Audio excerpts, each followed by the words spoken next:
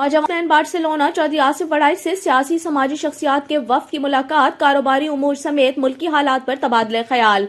मुस्लिम लीग काफ स्पेन के सेक्रेटरी इत्तलात और नशरियात चौधरी सफदर इकबाल वड़ाइच, मुस्लिम लीग नून स्पेन के सरपरस्त Alexander Rajib, overseas forum Spain का मीडिया इंचार्ज चौधरी बशीर वड़ाइच और हमारे नुमाइंदे मुमताज सहुता की नौजवान बिजनेसमैन चौधरी आसिफ वड़ाइच से अहम मुलाकात हुई। मुलाकात के दौरान कारोबारी उमूर समेत मुल्की हालात और ओवरसीज के मसाइल पर तबादला ख्याल हुआ। वफ्द ने आसिफ वड़ाइच को नई सुपर मार्केट की मुबारकबाद दी और उनके रिस्क और कामयाबी के लिए नेक तमन्नाओं का इजहार किया। आसिफ वड़ाइच ने मुअज़्ज़ज़ मेहमानों का शुक्रिया अदा करते हुए उनकी तवाज़ुन खाने से की। चौधरी बशीर वड़ाइच ने कहा कि हम पाकिस्तान के सफीर हैं, हमें अपने किरदार और कामों से पाकिस्तान का नाम रोशन करना चाहिए।